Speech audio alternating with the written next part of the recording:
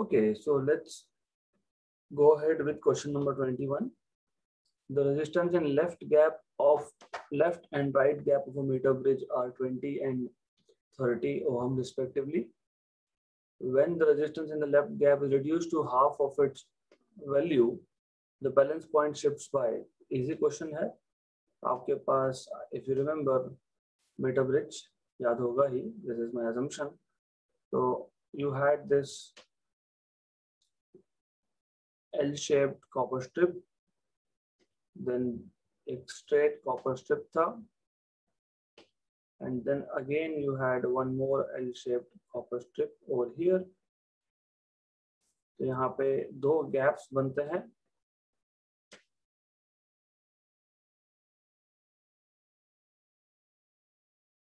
Something like this. And you already know कि यहाँ पे एक नीचे आप वायर लगाते हो. 1 मीटर का वायर होता है, इसलिए इसको मीटर ब्रिज बोलते हैं. And obviously as you should know, नीचे बैटरी है, and over here, down over here you have a battery and then key and then the rheostat, so on so forth. तो यहाँ पे आपके पास एक बैटरी है, यहाँ पे एक की है, here you have a rheostat. You obviously know all these things. So you have a key over here and you have a rheostat over here, something like this. ऐसा setup है आपके पास overall. So now there are two cases. एक case में आपको बोला है कि left gap में 20 ओहम का रेजिस्टेंस है, मतलब R1 20 है. राइट गैप में 30 ओहम का रेजिस्टेंस है, मतलब R2 30 है. In this case you get null point somewhere. मान लो यहाँ पे D पॉइंट पे आपको नल पॉइंट मिला.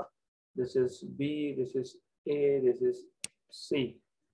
इसका लेंथ हम लोग मान लेते हैं L है, तो ये 100 माइनस L हो जाएगा, राइट. सिमिलरली अब आपने लेफ्ट गैप में जो रेजिस्टेंस था उसको हाफ कर दिया, मतलब यहाँ पे आपने 10 ओहम कर दिया basically. So R1 now becomes 10 ohm and R2 you have still the same 30 ohm. अब null point you are obtaining somewhere at another point B. तो let's say कि इस केस में बैलेंसिंग लेंथ L डैश है, तो ये 100 minus L dash हो जाएगा. So this will be 100 minus L dash, and then this point is, let us say, C. So they're asking you कि how much is the shift in the balancing length. Okay, so you already know कि यहाँ पे आप R1 by R2 equal to L upon 100 minus L लिखते हो. 100 minus L लिखते हो, equation number 1. Okay, इसको solve कर लो पहले, because you have to find out L. आपको balancing length find करना है, तो उसको solve ही कर लेते हैं पहले. So R1 by R2 is 20 by 30, L upon 100 minus L. तो ये आपको मिल जाएगा 2 by 3 equal to L upon 100 minus L. So you will have 200 minus 12 equal to 3L. Therefore you will have 200 equal to 5L, मतलब L equal to 40 centimeter. तो balancing length 40 centimetre है. Case 2 में, in case 2 you will have the same thing again, R1 by R2 equal to L dash upon 100 minus L dash. Okay, so here R1 by R2 is 10 by 30, मतलब 1 by 3 हो जाएगा मान लो. L dash upon 100 minus L dash, which means 1 by 3 equal to L dash upon 100 minus L dash. And therefore you will have 100 minus L dash equal to 3L dash. And therefore you will have from here 100 equal to 4L dash, which means new balancing length is 25 centimeter from the left. ये L या L dash हो, दोनों ही case आप left से major करते हो तो shift कितना होगा, therefore shift is how much, shift is L minus L dash। पहले 40 सेंटीमीटर पे था, मतलब पहले ये वैल्यू आपकी 40 सेंटीमीटर थी, फिर आपको ये मिला 25 सेंटीमीटर, मतलब टुवर्ड्स लेफ्ट शिफ्ट हो रहा है point by 40 minus 25, 15 centimetre towards left, तो 15 centimetre to the left shift हो रहा है null point. So the null point is in reality getting shifted towards left by 15 centimeter. So I'll just rectify this one over here. तो ये जो null point आपको मिला था D point वो यहाँ shift हो गया. So it's getting shifted to the left basically. यहाँ कहीं मिलेगा आपको because this L dash is 25 centimeter. Okay, तो question was extremely simple. आपको सिर्फ करना क्या है यहाँ पे, you have to find balancing length in case 1 and balancing length in case 2, and that's it. This is how you can solve this question. Next question, question number 23. A range of galvanometer is V when 50 ohm resistance is connected in series. Its range gets doubled when 500 ohm resistance is connected in series. Galvanometer resistance is, तो आपको पता है कि आपको जब galvanometer को volt meter में convert करना होता है तो you connect resistance in series.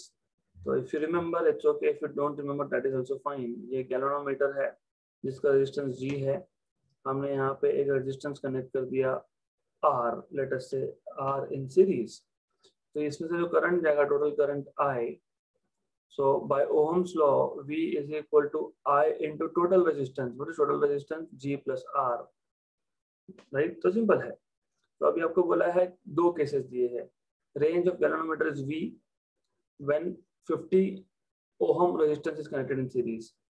so you have been given the value of R here, so I as it is G plus 50, equation number 1, right। Similarly its range gets doubled, मतलब range इसका V की जगह पे 2V हो जाएगा जब आपने 50 की जगह पे 500 ओहम लगाया है। तो when you connect 500 ohm its range gets doubled, right, and you're supposed to find out what is the value of G। तो इन दोनों को डिवाइड ही कर देंगे हम लोग, इक्वेशन 1 और इक्वेशन 2 को अगर डिवाइड कर देते हैं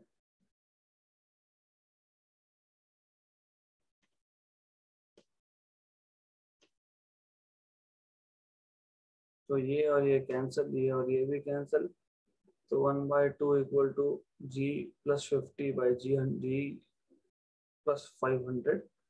इसको सॉल्व करना पड़ेगा। G plus 500 equal to 2G plus 100, and then you will have from here 2G minus G is G, 500 minus 100 is 400, तो 400 ओहम आपको मिल जाएगा, option number D. So question again as you can see is very simple, question ज़्यादा difficult नहीं है, it's quite simple question। Next question, in Wheatstone's meter bridge 3 resistors P, Q and R are connected in 3 arms in order, and 4th arm is formed by 2 resistors S1 and S2 connected in parallel. The condition for bridge to be balanced is, तो easy है। So you have, let's say something like this।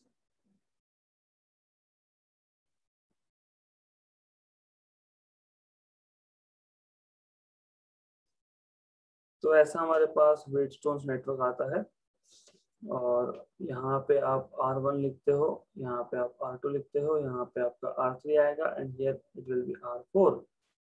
तो you will have like this, R1 की जगह पे P बोला है, PQR, R2 की जगह पे Q बोला है, so you have Q over here। R3 की जगह पे R बोला है, और जो 4th आर्म है वहां पे 2 रेजिस्टेंसेस है in parallel, S1 and S2। तो यहाँ पे एक S1 रेजिस्टेंस है और एक S2 रेजिस्टेंस है, which both are in parallel। तो what is the condition, balance condition? आपको पता है by the way, this is R1, this is R2, this is R3, this is over here is R4। यहाँ पे आपको मिलेगा 1/R4 equal to 1/S1 plus 1/S2, क्योंकि ये पैरेलल कॉम्बिनेशन है, तो you will get 1/R4 equal to S2 plus S1 upon S1 into S2, and therefore you will have R4 equal to S1 into S2 upon S1 plus S2. R4 मिल गया। और balance condition बताया आपको, Wheatstone network में balancing condition क्या होता है? So balancing condition is, in a Wheatstone network you already know what is balancing condition. It is R1 by R2 equal to R3 by R4. So R1 is P, R2 is Q, R3 is R, and R4 is S1 into S2 upon S1 plus S2. आपको P by Q ही पूछा था by the way, तो ये आपको मिल जाएगा R into S1 plus S2 upon S1 into S2. तो option number ए आ गया answer आपके पास, राइट? तो you have this particular option number A as correct answer. तो बहुत सिंपल था क्वेश्चन था, it was not really difficult, so quite simple. Next question, the resistance of the four arms P, Q, R and S in a Wheatstone's bridge are 10, 30, 30 and 90. Okay, so I will do one thing, I will just take this diagram and use it on the next page.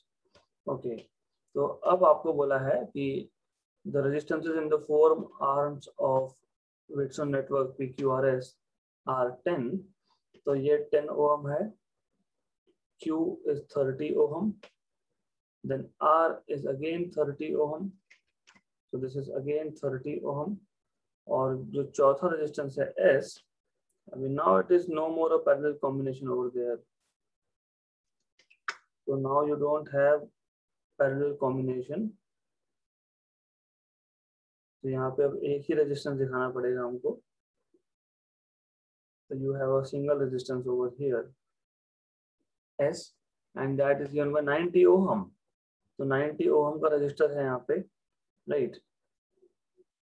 Then the EMF and internal resistance of the cell are 7 volt and 5 ohm respectively.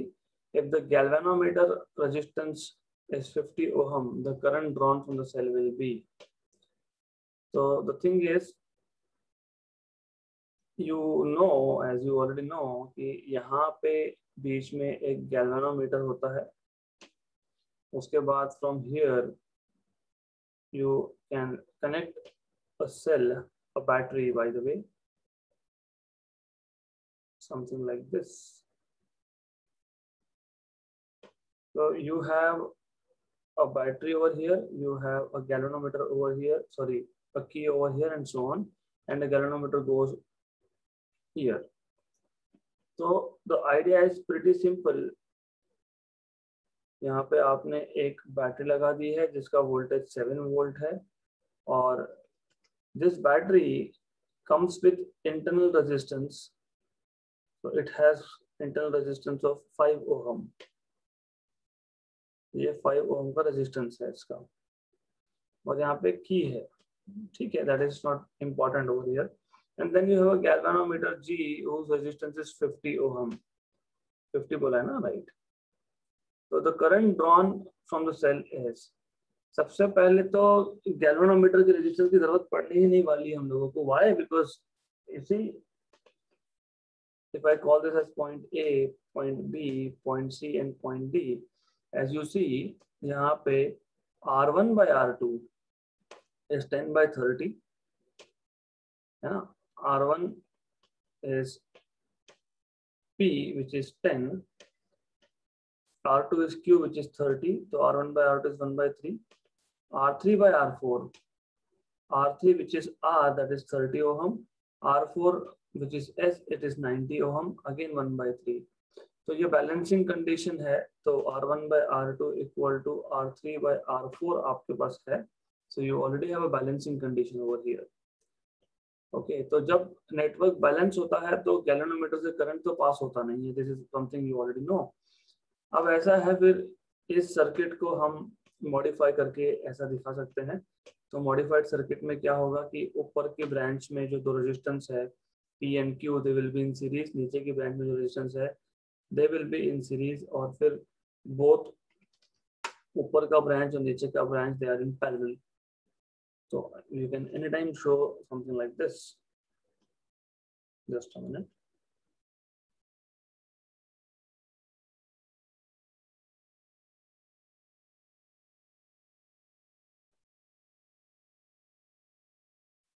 तो आप इस circuit को ऐसा modify करके दिखा सकते हो। So you can show like this. हमको वैसे भी टोटल करंट से मतलब है, so we are supposed to find out what is total current drawn. So you will have like this. यहाँ पे एक रेजिस्टेंस है P, Q, R and S, मतलब R1 R2 ऊपर की ब्रांच में, R1 जिसको हमने P बोला है, R2 जिसको हमने Q बोला है, R3 जिसको हमने R बोला है, एंड लास्टली R4 जिसको हमने S बोल के रखा है। Now as you see P and Q are in series, okay, P and Q series में है, तो ऊपर की ब्रांच का जो रेजिस्टेंस होगा उसको RS बोल देता हूं मैं। So P and Q are in series, therefore RS बोल देता हूं उसको मैं। It will be P plus Q. P की वैल्यू कितनी 10, 10 plus 30 that is 40. Similarly R and S are in series, उसके कॉम्बिनेशन को मैं RS dash बोल देता हूँ, that is 30 plus 90 that is 120. So you will have again a modified circuit. So now what you will have is ये जो ऊपर का ब्रांच है यहाँ पे और जो नीचे का ब्रांच है यहाँ पे, we are going to put equivalent resistances, ऊपर RS नीचे RS dash। तो RS मतलब P और Q का इक्विवेलेंट, नीचे RS dash मतलब R3 R4 R and S का इक्विवेलेंट, तो RS और यहाँ पे RS dash। और now you see RS and RS dash are in parallel, so RS and RS dash are in parallel. So according to the parallel combination, finally RP 1 upon RP will be 1 upon RS plus 1 upon RS dash. But if you remember 1 upon RS तो 1 by 40 आएगा और ये 1 by 120 आएगा.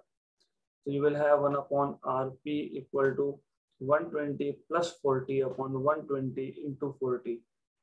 मतलब you will have RP equal to 120 into 40 upon 160. 3 4 1 10. So finally equivalent resistance is nothing but 30 ohm. So ultimately this whole circuit can be simplified as, इसको हटा देते हैं यहाँ से, we don't need this, we don't need this. So this whole circuit can go like this. So this overall you have 30 ohm resistance. अब ये 30 ohm resistance और ये internal resistance 5 ohm, they are in series again, right? So now 30 ohm which is RP और ये internal resistance small r बोल देते हैं इसको. So internal resistance, if you remember, we always denote by small r. So now you can say RP and small r are in series. Therefore final resistance R total या फिर R equivalent बोल देता हूँ मैं, of the circuit is RP plus R, मतलब 30 plus 5 35 ohm. मिल गया resistance आपको. Therefore from V equal to IR you will have V equal to IR equivalent.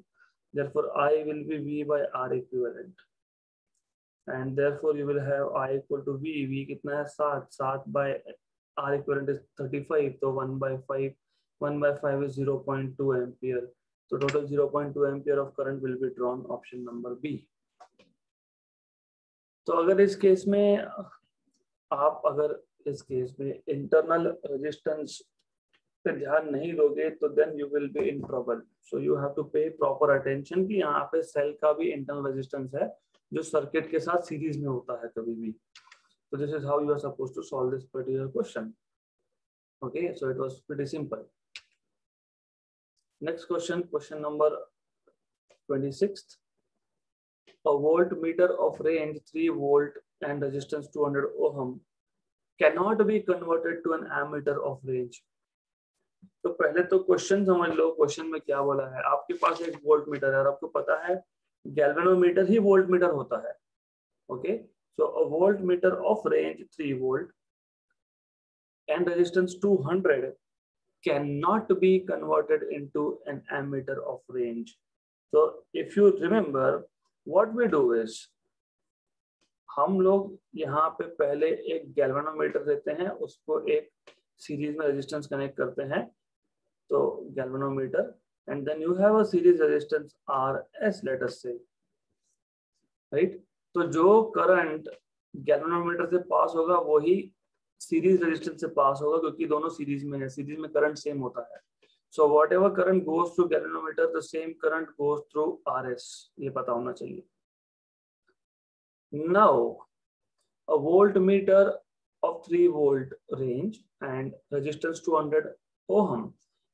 You should understand कि जब वो बोल रहे हैं कि रेजिस्टेंस 200 ओहम तो ये टोटल रेजिस्टेंस की बात हो रही है यहाँ पे, क्योंकि वोल्टमीटर मतलब गैल्वेनोमीटर का resistance plus resistance which is in series. तो from here you can say by ohm's law V equal to I R IG और R इक्विवेलेंट, राइट. तो आपको IG मिल जाएगा यहाँ से V upon R equivalent. V कितना दिया है 3 वोल्ट और R इक्विवेलेंट कितना दिया है 200 ओहम. तो आपको मिल गया IG as 3/2 into 10⁻⁻², मतलब आपको मिल गया 1.5 into 10⁻⁻², मतलब आपको मिल गया 15 into 10⁻³ एम्पियर करंट. मतलब आपको IG की वैल्यू फाइनली मिल गई 15 milli ampere. Correct, 15 milli ampere. अब बेसिक्स अगर पता होंगे then this question is nothing. So if you remember, voltmeter को या फिर गैल्वेनोमीटर को एमीटर बनाने के लिए आप शंट लगाते हो, राइट. शंट लगाते हैं हम लोग यहाँ पे. और आपको अगर बेसिक्स याद है तो ये शंट क्यों लगाते हैं? ये शंट हम गैल्वेनोमीटर का रेंज बढ़ाने के लिए लगाते हैं, राइट. मतलब हम जो एक्स्ट्रा करंट है उसको बाईपास कर देते हैं. इससे क्या होता है कि पहले अगर galvanometer micro ampere current measure कर रहा था तो अब वो मिली एम्पियर या एम्पियर में मेजर करेगा. यू हैव टू रिमेम्बर कि टू कन्वर्ट अ गैल्वेनोमीटर और voltmeter into an ammeter you always connect a shunt resistor which increases the range of galvanometer, right. तो to convert a voltmeter or galvanometer, by the way, or galvanometer,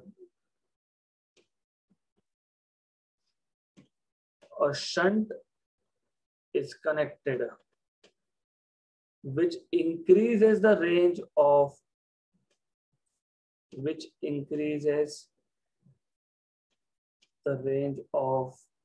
galvanometer to measure current.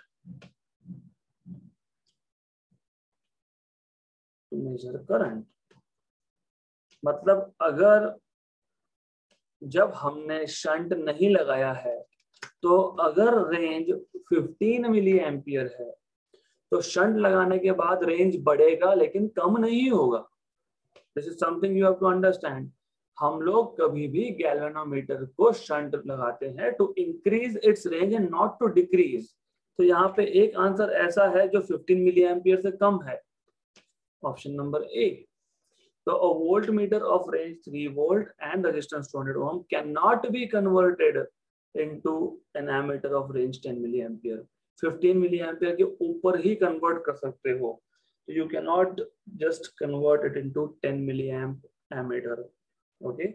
तो ये पता होना चाहिए. तो question बहुत basic था. Very simple question it was. Next question, question number 27. A resistance of 100 ohm is connected in series with a galvanometer of resistance R. Its range is V. To double its range, another resistance of 100 ohm is connected in series. तो ऐसा है, बात same ही है. आपके पास यही situation है. So when a resistance of 100 ohm is connected in series with a galvanometer of resistance R, तो सिर्फ galvanometer के resistance को R बोला है instead of G. Its range is V. Okay. To double its range मतलब range को 2V करना है अब. ना? So in that case, 1000 ohm resistance is connected in series. Find the value of R. Right. So question is pretty simple. The same thing that we have done. And now V equal to Ig into R equivalent. This is what you should know. Ig is equal to V upon R equivalent. V पहले case में था V क्योंकि V है range. R equivalent is resistance of galvanometer plus 100 क्योंकि दोनों series में है. तो R plus 100. You can write it like this. Okay, this is equation number 1. Right? अब एक छोटा सा गलती कहाँ होता है मैं बता देता हूँ. When you don't read question properly, you end up having some errors. To double its range, another resistance मतलब जो 100 था वो था, इसके अलावा एक resistance कनेक्ट किया गया है. तो you put another resistance in series which is of 1000 ohm. Okay, so this is something where you need to be little careful, right? So you will have again same thing, Ig equal to V upon R equivalent. सिर्फ इस case में V मतलब 2V है. तो in this case you will have Ig equal to 2V क्योंकि range को double करना है उन्होंने बोला है. R equivalent यहाँ पे होगा R resistance of galvanometer plus 100 plus 1000. तो आपको मिल जाएगा 2V upon R plus 1100. Equation number 2. So from equation 1 and 2, obviously दोनों के लेफ्ट हैंड साइड पे Ig है. Okay, so Ig and Ig है. So therefore from 1 and 2 you can write V by R plus 100 equal to 2V R plus 1100. Cancel.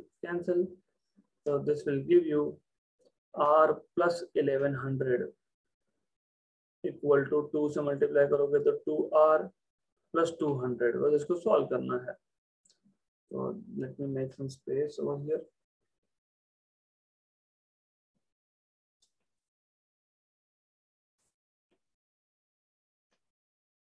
So this is simple. So this is 2R minus R equal to 1100 minus 200. मतलब total आपको R equal to 900 मिल जाएगा. Option number C. So question easy था. Nothing at all. Very simple question. Next question 28. A 2 volt battery, a 990 ohm resistor and a potentiometer of 2 meter length, all connected in series to a resistance of potentiometer wire. अच्छा, series of the resistance of potentiometer wire 10 ohm. ठीक है. हमारे पास एक 2 volt का battery है, एक 990 ohm का resistor है और एक पोटेंशियोमीटर वायर है जिसका लेंथ 2 मीटर है. तो ये पोटेंशियोमीटर वायर मान लेता हूँ मैं. This is of 2 metre. Okay, इसको आपने कनेक्ट करके रखा है, यू हैव कनेक्टेड दिस, सिर्फ मैं कलर चेंज कर रहा हूँ just for the sake of clarity. ये जो 2 मीटर का पोटेंशियोमीटर वायर है, इसका रेजिस्टेंस जो है वो 10 ओम है, राइट। इसको आपने कनेक्ट करके रखा है, you have connected it something like this.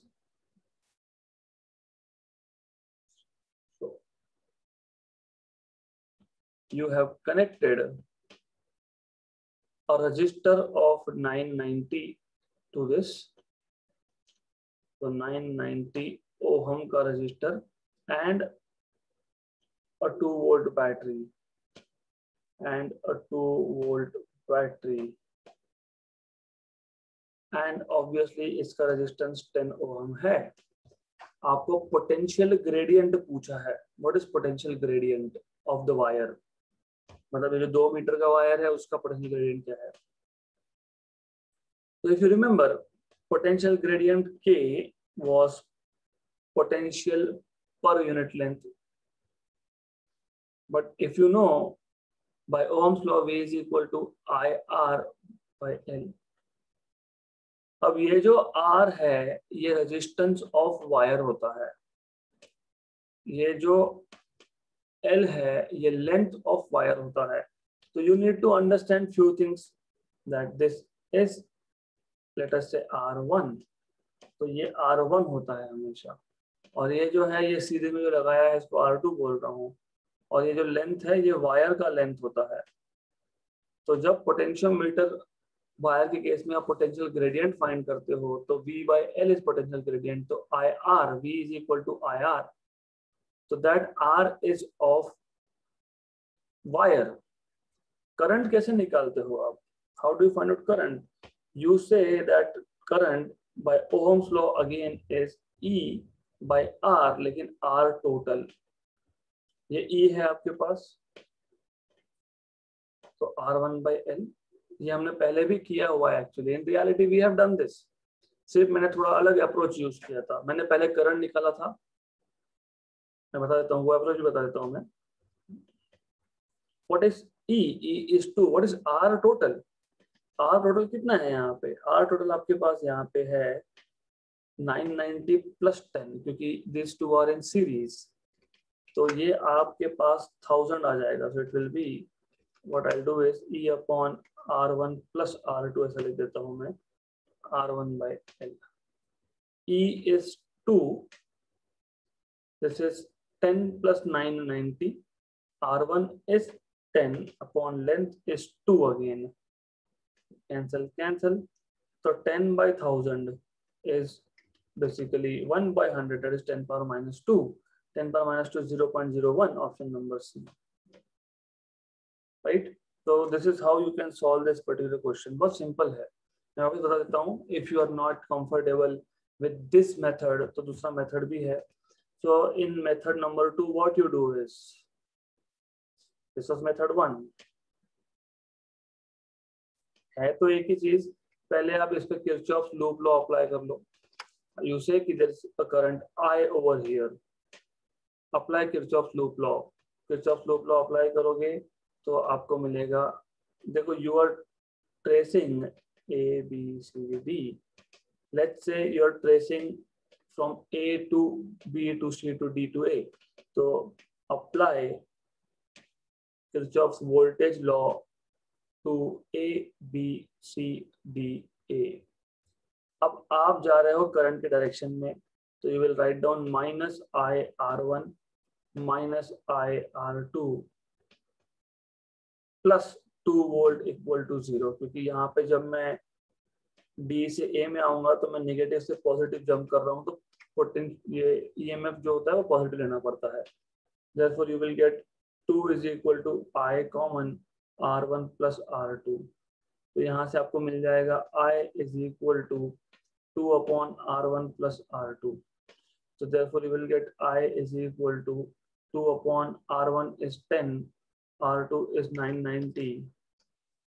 990, तो 2 by 1000 मतलब 1 by 500, this is total current in ampere। Okay, तो ये आपको यहाँ तक मिल गया। अब आप बोलोगे कि पोटेंशियल ग्रेडियंट, थोड़ा सा मैं इसको शिफ्ट ही कर लेता हूँ, I will need some space, तो just a minute,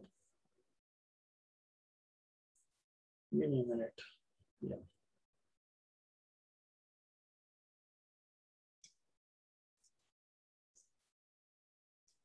okay, so here you will say that potential gradient is V by L, V by L, V is IR, potential gradient किसका, wire का, wire का, इसलिए resistance किसका, wire का, R2 नहीं, R2 external resistor है, potentiometer wire का potential gradient, तो R1 लिखना पड़ेगा, R2 नहीं चलेगा वहां पे, L, what is I is 1/500, what is R1 is 10, what is this is 2, तो आ गया आपका 10/1000 अगेन, यस, तो 0.01 आ गया वापस से, यस, तो इट्स द सेम थिंग, आपको कैसा करना है आप वैसे करो, doesn't matter really, it's the same thing, okay.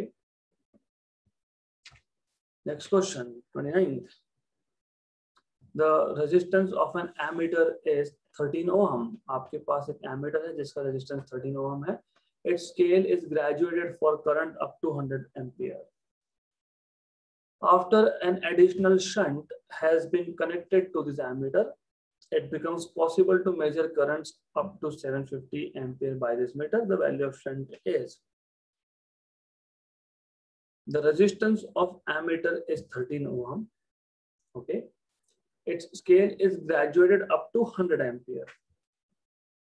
हमारे पास एक एमीटर है जिसका करंट रेंज 100 है, आपको ये याद होना चाहिए कि एमीटर के केस में, नहीं याद होगा तो बता देता हूं मैं, हमारे पास एक गैल्वानोमीटर है, उसको हमने शंट में एक रेजिस्टेंस कनेक्ट किया है, दिस इज एमीटर, तो you have like this, something like this, okay, तो you put a galvanometer G over here, you put a shunt S over here, total current I, this is IG,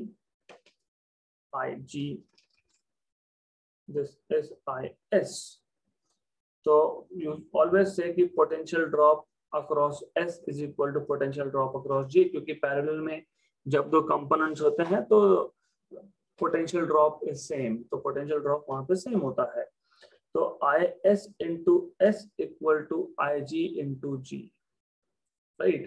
But as you know, total current I is equal to IS plus IG, and therefore you will have IS equal to I minus IG, और ये जो है ये आप equation number 1 में substitute करोगे, therefore from 1 and 2 I could have started directly from the formula, क्योंकि अभी हमने एमीटर पे इतने क्वेश्चन सॉल्व किए हैं कि that you should remember formula directly by now, in any case कोई फर्क नहीं पड़ता है, so now you have I minus IG into S is equal to IG into G, this is G, remember this is G, okay, so therefore S will be IG into G upon I minus IG, correct. तो अभी देखो दिया क्या है, अभी आपको बोला है resistance of ammeter is 13 ohm, जब एमीटर बोल रहे हैं तो वो they are telling you, they are giving you value of what, this is what you need to remember, they are telling you value of G in all, तो they are telling you value of G, okay, तो ये 13 है और आपको बोला है its scale is graduated up to 100, मतलब IG की वैल्यू दी है आपको, तो you have been given this, correct, उसके बाद what they are trying to ask you, after an additional shunt is connected, additional shunt is connected, you have range to be 750, मतलब total current measuring capacity,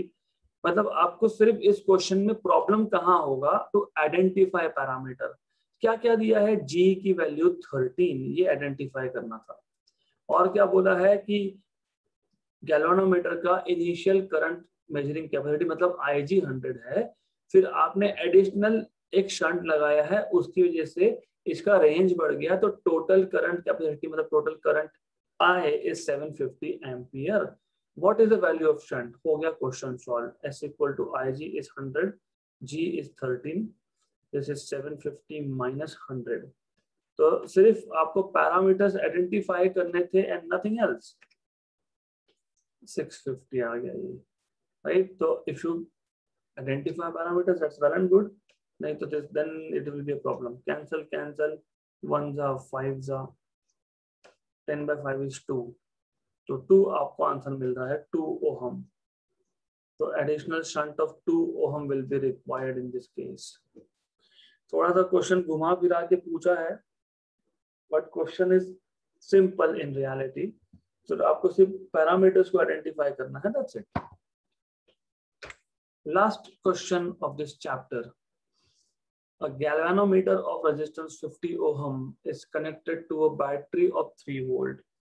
Galvanometer of resistance 50 ohm. Okay, तो G की value दी है. Is connected to a battery of 3 volt along with a resistance of 2950 ohm, along with another resistance of 2950 ohm in series. Right? A full scale deflection of 30 divisions is obtained in the galvanometer. In order to reduce this deflections to 20 divisions, the resistance in series should be. ठीक है, मैं given parameters बाद में लिख लूंगा, फिलहाल जरूरत नहीं है. ऐसा है कि आपके पास एक गैल्वेनोमीटर है, आपके पास एक सीरीज रेजिस्टेंस है. Okay, so you have to be little careful over here, क्योंकि क्वेश्चन बहुत सिंपल है, सिर्फ समझना चाहिए आपको. G एंड लेट अस से RS. करंट आपको पता है, यहाँ से सेम करंट जाएगा IG. आपको पता है V equal to IG into R equivalent. So you already know V equal to IG और R इक्विवेलेंट जो है वो है G plus RS series resistance. तो आपको यहाँ से मिल गया IG is equal to V upon G plus RS. क्योंकि सीरीज में लगा रहे हो मतलब वोल्ट मीटर बना रहे हो आप गैल्वेनोमीटर को. This is something you should know, ये फॉर्मूला पता होना चाहिए.